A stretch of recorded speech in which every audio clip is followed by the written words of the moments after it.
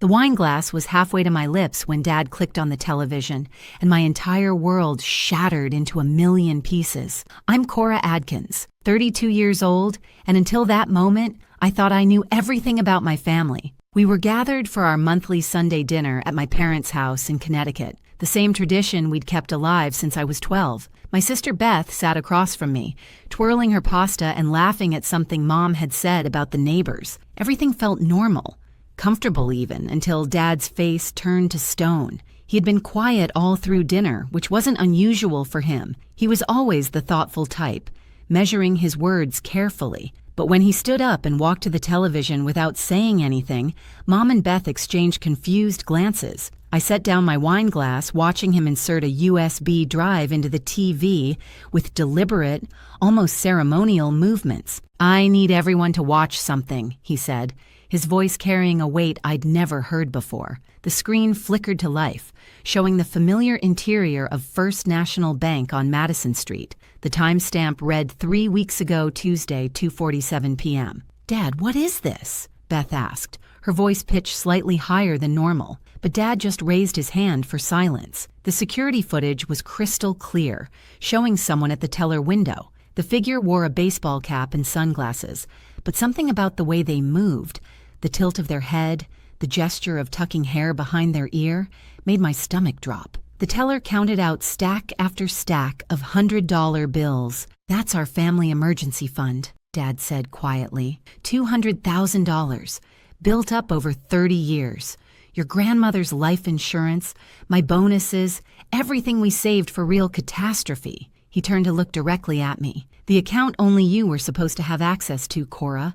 The one you promised to protect." The person on screen turned slightly, adjusting their sunglasses, and in that moment, I saw it clearly. The birthmark on the neck, the way they favored their left hand, the nervous habit of touching their earlobe. My eyes shot to Beth, who had gone completely white, her wine glass slipping from her fingers and shattering on the hardwood floor. I started to say, but the words died in my throat, because the person on that screen looked exactly like me. Same height, same build, even wearing the jacket Beth had borrowed from my closet last month. But I knew with absolute certainty that I had never been to that bank, never touched that money. Mom stood up so fast her chair toppled backward. "Robert, what are you saying?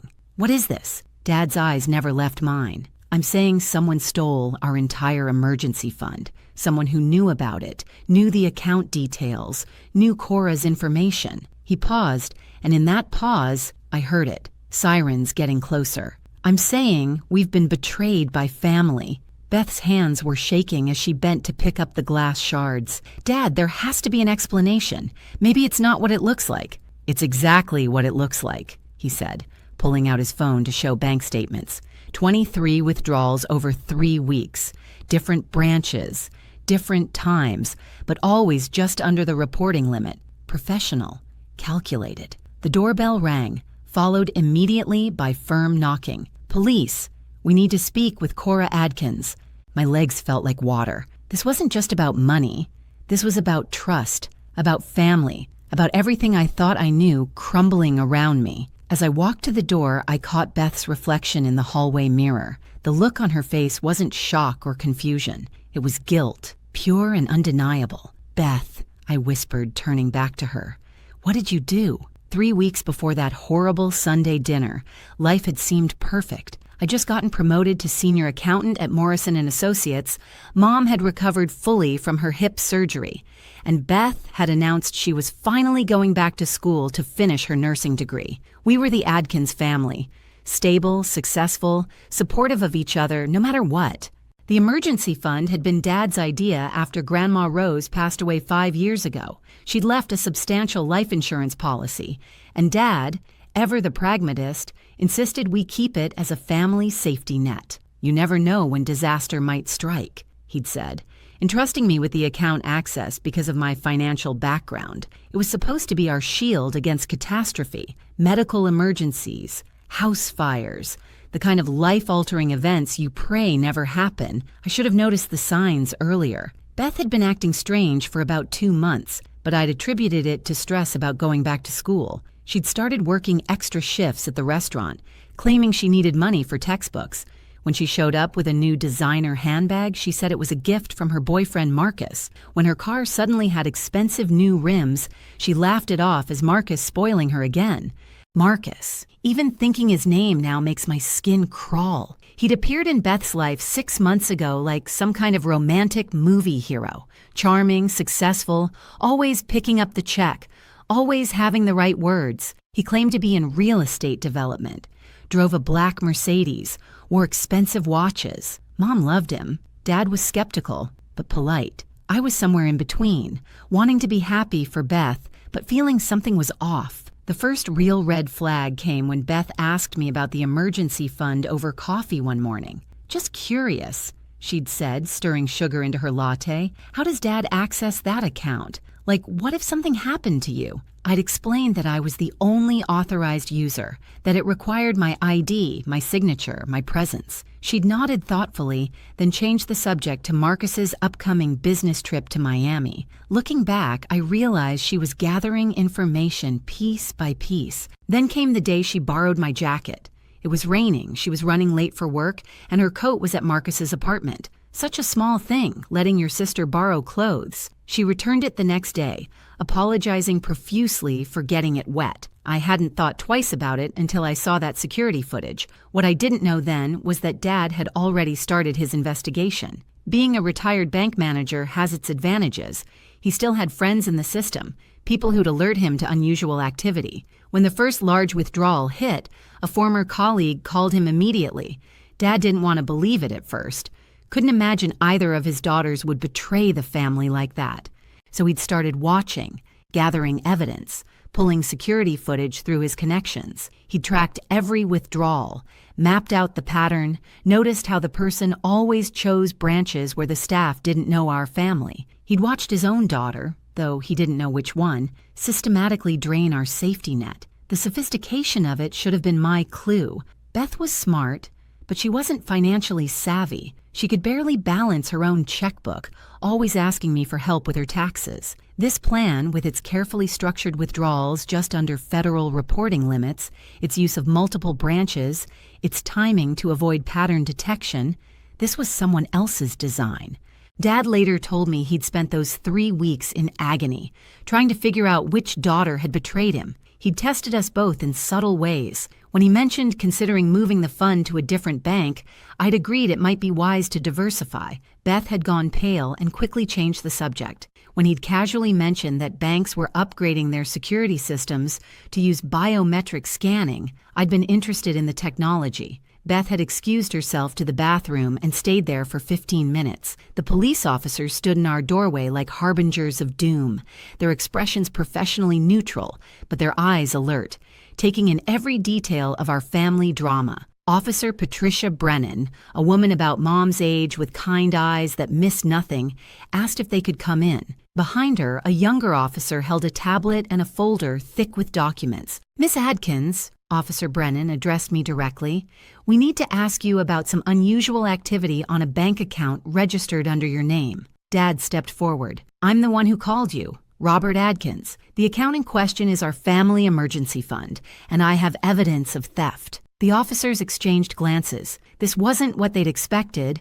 Usually, the account holder was the victim, not a suspect. Officer Brennan asked us all to sit down, and what followed was the most excruciating hour of my life. They laid out the evidence methodically, 23 withdrawals totaling $200,000. Each withdrawal was captured on security cameras, the person always wearing my clothes or similar outfits, always careful to keep their face partially obscured, but not enough to avoid identification.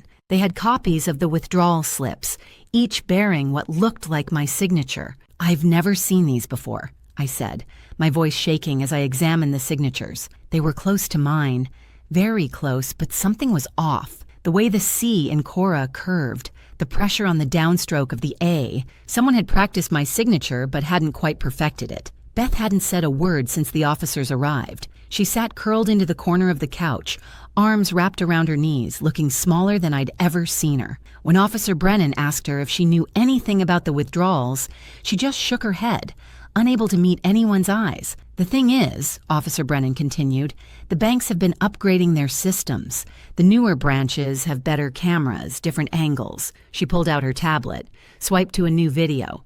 This footage is from First National's downtown branch, recorded last Monday.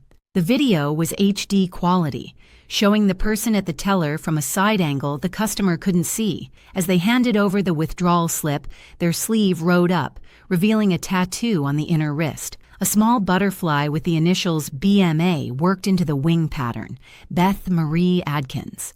If you're still listening, I need you to know that family betrayal cuts deeper than any other wound. Maybe you've experienced it too. That moment when someone you trust with your life breaks that sacred bond. If my story is helping you process your own pain, please consider subscribing to hear more. Sometimes knowing we're not alone in our struggles makes all the difference. Your comments and support help me keep sharing these difficult truths. The room erupted.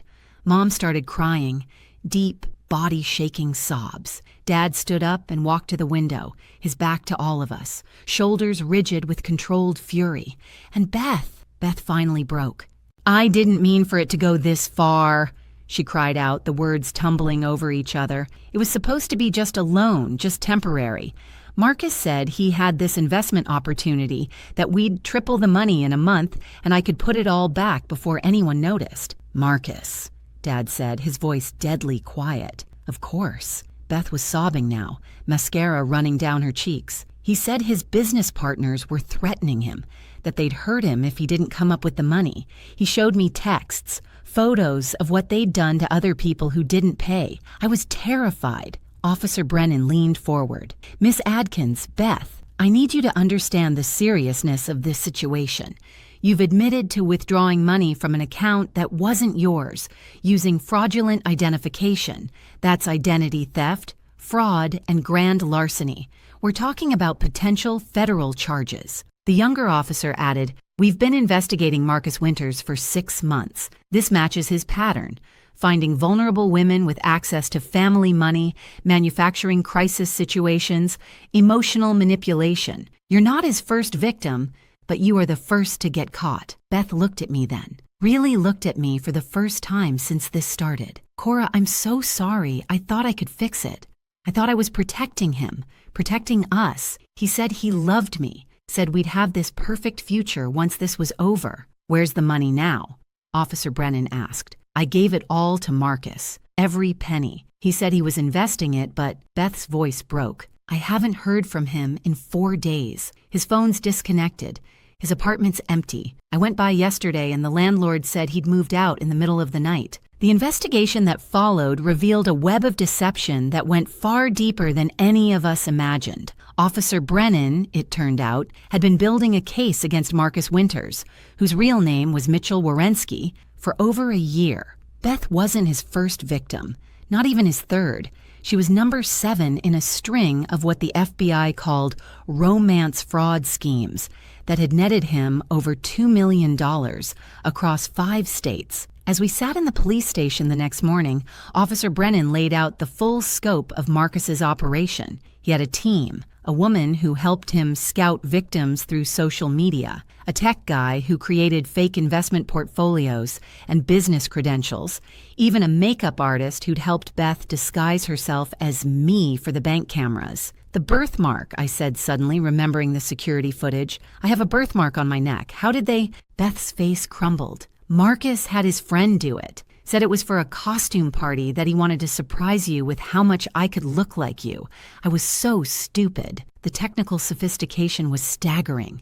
They'd gathered information about me for months, my schedule, my habits, even my banking passwords through a keylogger Marcus had installed on Beth's laptop when she'd borrowed mine for homework. They knew I worked late on Tuesdays and Thursdays, that I never checked my bank statements mid-month, that I had a standing lunch date with Mom on Wednesdays that would keep me away from downtown during peak banking hours. But the most chilling revelation came when Officer Brennan showed us messages from Marcus's phone, which they'd recovered from a burner found in his abandoned apartment. The texts showed he'd been planning this from the moment he'd met Beth at that charity fundraiser 6 months ago. He'd known about our family's money before their first date. He'd researched us, found out about Grandma Rose's insurance policy through public probate records, identified Beth as the weak link through her social media posts about feeling inadequate next to her successful older sister. "I need to show you something," Beth said quietly, pulling out her phone with trembling hands. "I recorded some of our conversations. At first, it was because I wanted to replay them, to hear him say he loved me. But later I started feeling like something was wrong." She played a voice recording from 3 weeks ago. Marcus's smooth voice filled the room. "Baby, your sister won't even notice. She's got her big promotion, her perfect life. This is our chance to level the playing field. Don't you deserve to be happy too? Don't you deserve what she has?" Another recording from 2 weeks ago. "If you don't do this, they'll kill me, Beth. Is that what you want? You want to explain to your family how you let me die because you wouldn't help? Because you cared more about their money than my life?" And the last one, recorded just 5 days ago. "Stop calling me. It's done. You did great, baby. Give me a few more days to flip the investment and we'll be set.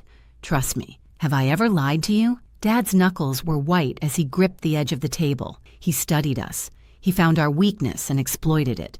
Officer Brennan nodded. "That's his pattern. He finds families with money, identifies the most emotionally vulnerable member, usually someone who feels overshadowed or underappreciated, and builds an elaborate fantasy around them. The crisis is always manufactured, the threat's always fake, but by the time victims realize it, the money's gone. But we can get it back, right?" Mom asked desperately. "If you catch him." The silence that followed told us everything. Marcus, Mitchell, was probably already in another state, another identity, stalking another family. The money had likely been converted to cryptocurrency and scattered across dozens of untraceable accounts within hours of Beth handing it over. "There's something else," Officer Brennan said, her voice gentler now. "We found evidence on his computer of surveillance on your family. Photos, schedules, recordings. Beth, he had you wear a wire sometimes, didn't he? Said it was to protect you both?" Beth nodded miserably. "He said if anything went wrong, we'd need evidence that I was coerced. He was building a case to frame you entirely if he got caught, make you the mastermind, him the unwitting accomplice. We found draft emails from your account that he wrote but never sent, discussing the plan as if it was your idea." The full weight of the betrayal hit Beth then. She'd lost more than money. She'd lost her identity, her family's trust, her sense of self, and somewhere out there, Marcus was probably already charming his next victim, spinning the same lies, creating the same manufactured crisis. But then Officer Brennan said something that changed everything. However, there might be a way to catch him. He's gotten comfortable, sloppy. He's used the same MO too many times. And Beth, you have something none of his other victims had. "What's that?" Beth asked. "A recording of him admitting to the crime, and a family willing to fight back." The next 48 hours changed everything. Officer Brennan had connected us with FBI Special Agent David Chen, who specialized in interstate fraud cases. He sat in our living room, looking more like a tech startup CEO than a federal agent, laying out options with a directness that was both terrifying and oddly comforting. "Beth faces serious charges," he said plainly. "Identity theft, fraud, grand larceny.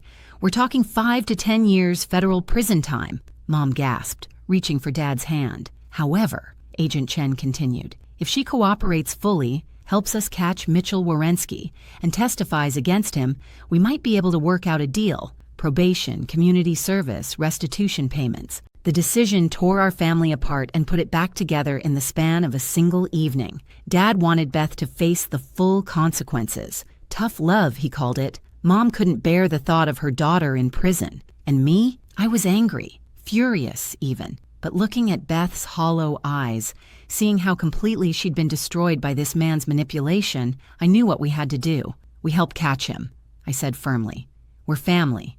We fix this together." That's when Agent Chen revealed something that made my blood run cold. They'd been monitoring Marcus's patterns, and he was already working a new target. A widow in Philadelphia named Sandra Morrison, whose husband had left her a $3 million life insurance policy. He'd met her at a grief support group just 2 weeks ago, already playing the role of a caring, wounded soul who understood her pain. "We can't let him do this to someone else," Beth said, her voice stronger than it had been in days. "I'll do whatever it takes." The plan was ambitious. Marcus had made one crucial mistake. He'd given Beth an emergency contact number, a phone he claimed was for absolute emergencies only. The FBI traced it to a burner phone that was still active, though he rarely turned it on. But when he did, usually once every 3 days for about 10 minutes, he checked messages. Beth would send him a message that would make him come back, not asking him to return, which would raise suspicions, but warning him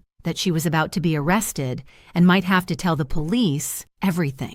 She'd say she'd hidden some of the money, keeping it as insurance, and she needed to give it to him before the cops found it. "He'll know it's a trap," Beth worried. "No," Agent Chen said. "He'll think you're panicking, making stupid decisions.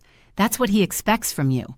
To be weak, frightened, dependent on him. We're going to use his arrogance against him." I spent hours coaching Beth on what to say, how to sound desperate but not suspicious. We practiced until her voice carried just the right amount of fear and devotion. Meanwhile, the FBI was setting up surveillance at 3 possible meeting spots, places Marcus had taken Beth before, locations he'd feel safe. The message Beth finally sent was perfect in its simplicity. "They know about the money. Dad hired investigators, found a bank I didn't tell you about, put $50K there just in case. Can't let them find it. Please, one last time. Garden Street parking garage, level 3, tomorrow 8 p.m. If you ever love me, please. After this, I'll never contact you again. They're arresting me Thursday." We waited. 1 hour, 2, 6. Then, at hour 7, 3 dots appeared on Beth's phone. He was typing. The message came through, "You stupid girl, 8 p.m. That night, none of us slept. Beth sat at the kitchen table staring at her phone, while Mom made cup after cup of tea that no one drank. Dad cleaned his already spotless garage, needing something to do with his hands. And I found myself in Beth's room, looking at photos of us as kids, remembering when we were just sisters who fought over toys and shared secrets, before money and men complicated everything. The next evening came too fast and not fast enough. Beth wore a wire, hidden in a necklace that looked like the one Marcus had given her for their 3-month anniversary. Agent Chen's team was positioned throughout the garage. I wasn't supposed to be there, but I couldn't stay away. I sat in an FBI surveillance van 2 blocks away, watching everything unfold on monitors. Marcus arrived 15 minutes early, driving a different car, a rental with Arizona plates. He'd changed his appearance too. Blonde hair, now dark, clean-shaven face, now sporting a goatee. But his walk was the same, that confident swagger that had once charmed my sister. "You look terrible," were his first words to Beth. Even through the grainy surveillance footage, I could see him scanning the garage, looking for threats. "I haven't slept since you left," Beth replied, her voice perfectly calibrated between desperate and exhausted. "Where have you been? Taking care of our future, baby. Where's the money?" Beth held up a car key. "Locker 237, 2 levels down." But Mitchell, she used his real name deliberately, watched him flinch. "I know about Philadelphia, about Sandra Morrison." His face changed then, the mask slipping. "You don't know anything. I know everything. The FBI came to me, showed me files on 6 other women, but I didn't tell them anything. I protected you, just like always." He stepped closer, and for a moment I thought he might hurt her. Agent Chen's team tensed, ready to move. But then Marcus did something unexpected. He laughed. "You really are pathetic, aren't you? You think this is love? This was business, Beth. You were a mark, a easy score with daddy issues and an inferiority complex I could exploit." "I know," Beth said quietly. "I've known for a while, but I loved you anyway. That's why I'm giving you this chance to run. Take the money and go. Don't come back." He grabbed the key from her hand. "Finally, something smart from you."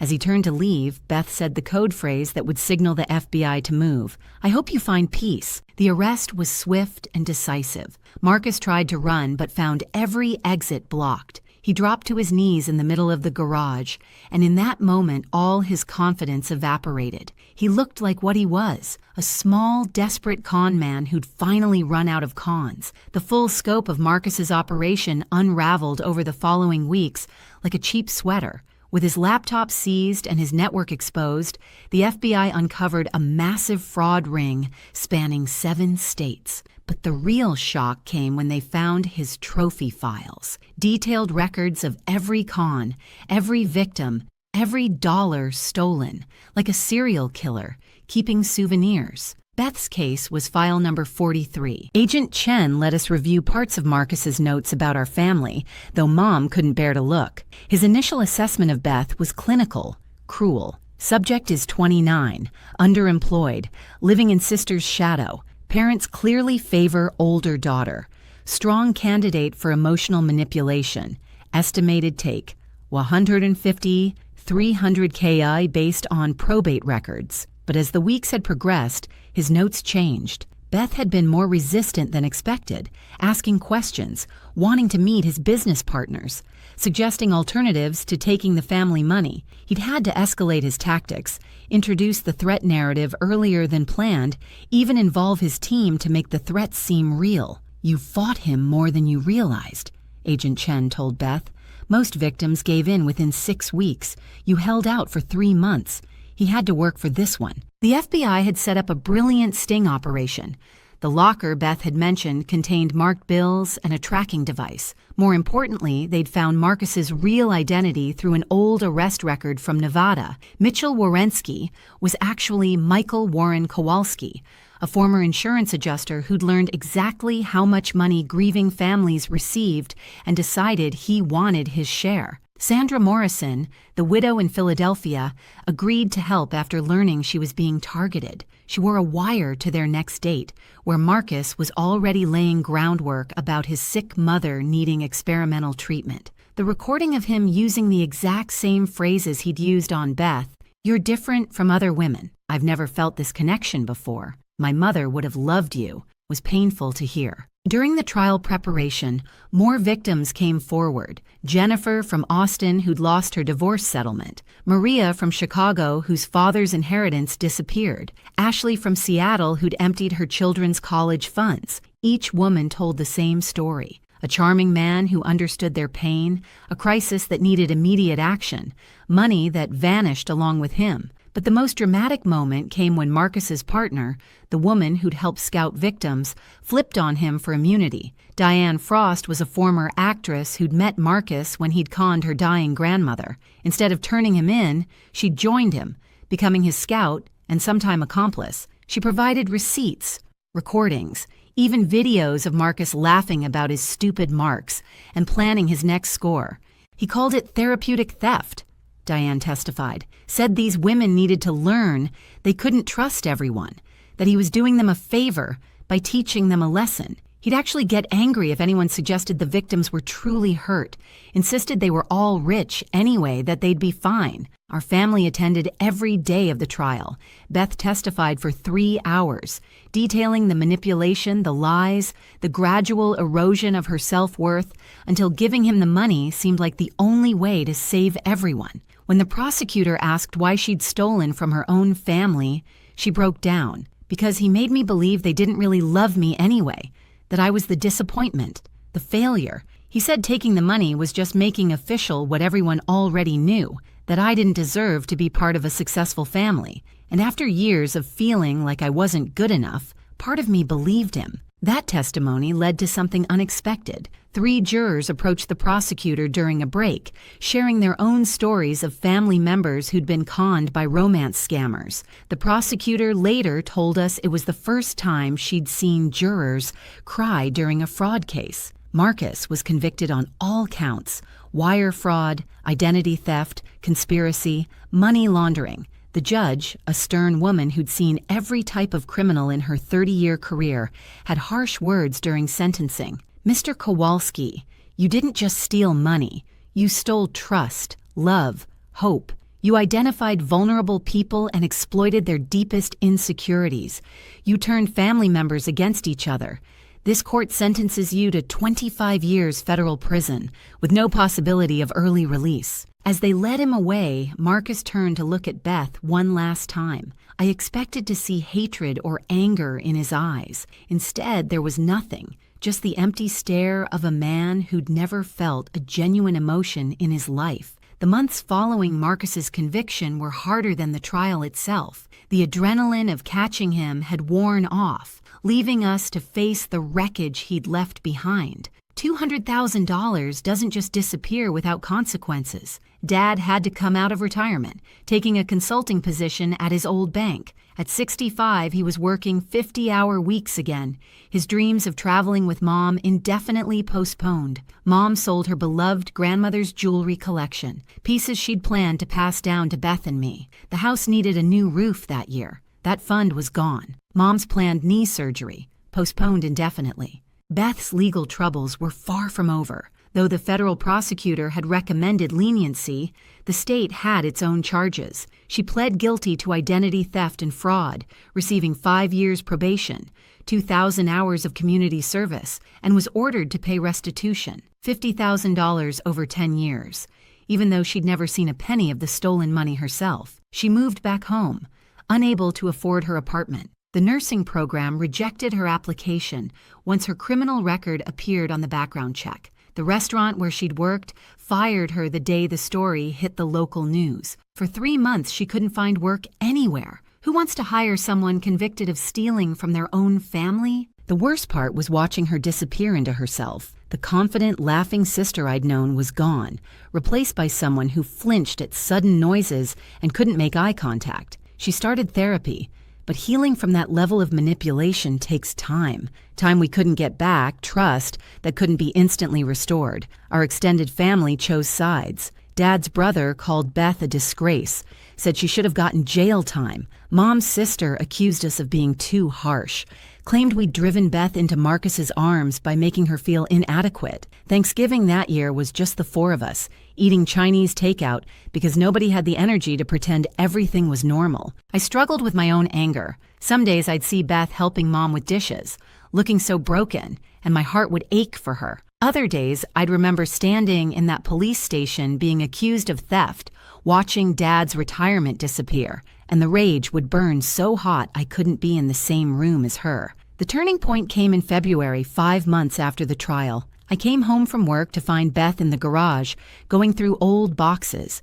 She was holding a photo album from our childhood, birthday parties, family vacations, Christmas mornings, when the biggest worry was whether Santa would bring the right toys. "Remember this?" she asked, pointing to a picture of us at ages 8 and 11, dressed as matching witches for Halloween. "You made me be the good witch because you wanted to be the scary one. You cried because you wanted the black hat," I remembered. "And you gave it to me anyway." She traced the photo with her finger. "You always gave me what I wanted, even when it meant you went without. Maybe that's why Marcus chose me. He could see I was used to taking from you." "That's not true, Beth, isn't it? How many times did you cover my rent when I was between jobs? How many family dinners did you pay for because I forgot my wallet? I was taking from you long before Marcus showed up. He just made it official." We talked until 3 in the morning. Really talked for the first time since everything happened, about the pressure of being the responsible older sister, about the burden of being the family disappointment, about how Marcus had weaponized our insecurities against us, turning love into leverage. "I don't know how to fix this," Beth admitted. "I can't give back what I took. Not just the money, the trust, the security, Dad's retirement, your peace of mind. How do I make restitution for that?" I didn't have an answer then, but over the following weeks, Beth found her own way. She took a job at a crisis hotline, specifically working with fraud victims. She couldn't use her real name, of course, but under the alias Sarah, she spent nights talking to people who'd lost everything to scammers, using her experience to help them understand they weren't stupid or weak, just human. She started attending fraud victim support groups, first as a participant, then as a speaker. Her story, our story, became a cautionary tale that saved others. 3 women came forward saying Beth's testimony had given them the courage to report their own romance scammers. An elderly man said her speech helped him recognize the warning signs when a grandson called needing emergency money. One evening, I found her writing letters, dozens of them, all addressed to Marcus's other victims. "They deserve to know someone understands," she explained, "that someone else fell for the same lies, believed the same promises. They need to know it wasn't their fault." Some victims wrote back, Jennifer from Austin said Beth's letter was the first time she'd felt understood since losing her money. Maria from Chicago shared that she'd attempted suicide after Marcus disappeared, but Beth's words reminded her that surviving was its own form of victory. It's been 18 months now since Dad turned on that television and our world imploded. 18 months of therapy, family counseling, legal battles, and slow, painful healing. We're not the same family we were before. We never will be, but maybe that's not entirely a bad thing. The financial recovery has been gradual. The FBI recovered exactly $0 of our stolen money, but the Victims' Compensation Fund eventually paid out $30,000. Dad's consulting work has been extended for another 2 years, and he's discovered he actually enjoys mentoring young bankers. Mom started selling her quilts online, turning a hobby into a small but steady income stream. Every dollar helps. Beth lives in a small studio apartment now, 5 blocks from our parents' house. She works full-time at a nonprofit that helps fraud victims navigate the legal system, making barely above minimum wage, but finding purpose in the work. In the evenings, she studies for her paralegal certification online, determined to understand the law that both prosecuted and protected her. She's paid back $12,000 so far, every payment accompanied by a handwritten note to Dad, detailing how many hours she worked for that money. Dad saves every note in a folder marked Redemption, though he thinks we don't know about it. Our relationship is complicated but real. We have coffee every Saturday morning, a new tradition that started as court-ordered family therapy homework and evolved into something we both need. Some Saturdays, we laugh about old memories. Others, we sit in silence, the weight of everything between us. But we show up. That's what matters. The surprise revelation came 6 months ago when Dad finally admitted he'd known more than he'd let on. He'd actually discovered the theft 2 weeks before that Sunday dinner, but had spent that time investigating, making sure he had the complete picture before confronting us. "I needed to know if you were in on it together," he admitted to me one evening. "If both my daughters had conspired against me, those were the worst 2 weeks of my life, suspecting you both, trusting neither. Why didn't you just ask me? Because if you were involved, you'd lie. And if you weren't, you'd try to protect Beth. I needed the truth more than I needed comfort." He'd also done something else during those 2 weeks, hidden away $50,000 from another account, moving it somewhere even I didn't have access to. Insurance, he called it. I learned my lesson about keeping all our eggs in one basket. That hidden money became the down payment on keeping our family home when Mom's medical bills started piling up. Dad's foresight, born from paranoia and pain, ended up saving us from complete financial ruin. The most unexpected development came last month. Sandra Morrison, the widow Marcus had been targeting when we caught him, reached out to our family. She'd followed the trial, watched Beth testify, and been moved by our story. As a therapist specializing in trauma recovery, she offered to counsel Beth pro bono. "Survivors helping survivors," she called it. "Your daughter's bravery saved me from losing everything.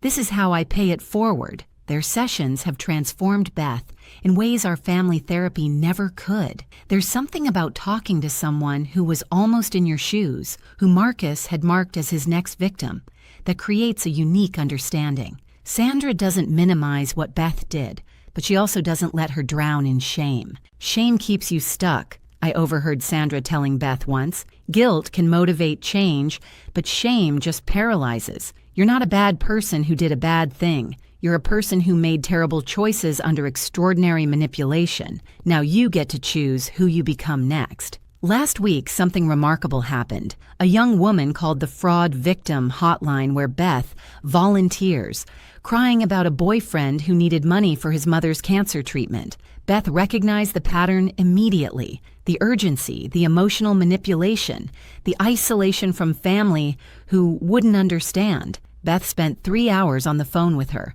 gently walking her through the red flags, sharing her own story, helping her see the truth. The next day, the woman called back. She'd confronted the boyfriend, who'd immediately disappeared. Her family's savings, $40,000, were safe. "You saved them," Beth's supervisor told her. "Your story, your pain, saved an entire family from going through what yours did." Beth called me crying after that shift. the first happy tears I'd seen from her in 2 years. "Maybe this is why it happened to me," she said, "so I could stop it from happening to others. I don't believe everything happens for a reason. That's too neat, too clean for the mess Marcus left behind. But I do believe we can create meaning from our pain, purpose from our mistakes." Beth made a terrible decision that cost our family everything, but she's spending every day trying to balance that ledger, one saved family at a time. The money's gone. We've accepted that. Dad will work until he's 70. Mom's traveling dreams are reduced to day trips. My own savings were depleted covering family expenses during the worst months. But we're still here, still a family, still showing up for each other even when it's hard, especially when it's hard. Marcus is serving his 25 years in federal prison. He's tried to appeal twice, both times denied. Diane Frost, his accomplice, served 6 months and now works with the FBI to identify romance scammers. She sent Beth a letter once, apologizing for her role, explaining how Marcus had destroyed her life too before recruiting her. Beth never responded, but she kept the letter. "Evidence that monsters can reform," she called it. The truth about trust is that once broken, it's never quite the same when repaired. It's like a vase that's been shattered and glued back together, functional, possibly even beautiful, but you can always see the cracks if you look closely enough. Our family is that vase now, held together by forgiveness and determination rather than naive faith. But here's what I've learned. Sometimes the repaired version is stronger than the original. We don't trust blindly anymore. We ask questions, verify stories, protect ourselves while still choosing to love. Beth says she'll never trust another romantic partner the way she trusted Marcus. And maybe that's not a bad thing. That kind of blind trust is dangerous. The trust she's building now, with us, with herself, is earned through actions, not words. Every family has that story, that defining moment when everything changed. Ours involved $200,000, a con man, and a sister who lost herself so completely she betrayed everyone who loved her. But it's also a story of redemption, of choosing family even when they've given you every reason not to, of finding strength in the broken places.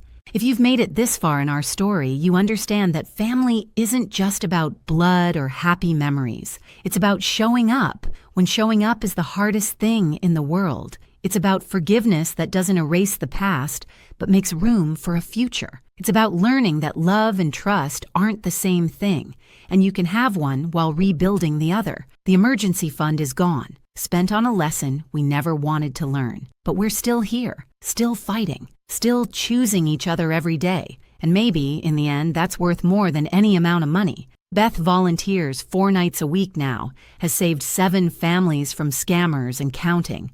She'll never replace the $200,000, but she's protecting millions in other people's money. She calls it her penance. I call it her purpose.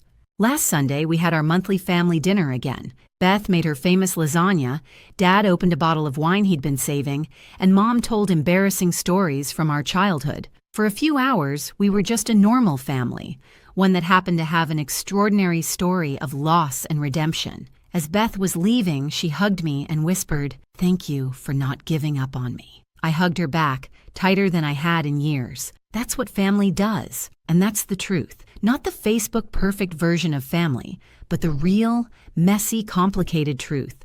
We show up, we forgive, we rebuild, and we never, ever let each other fall alone again. The Adkins Family Emergency Fund is being rebuilt now. $10 here, $20 there. It'll take years to get back to where we were. But this time, it's in 3 different banks with 2 signatures required and regular audits. We learned our lesson the hardest way possible. Trust, but verify. Love, but protect yourself. And when family fails you, when they break your heart and empty your accounts and shatter your faith in humanity, you have a choice. You can let it destroy you, or you can let it transform you. We chose transformation. Every single day, we choose it again.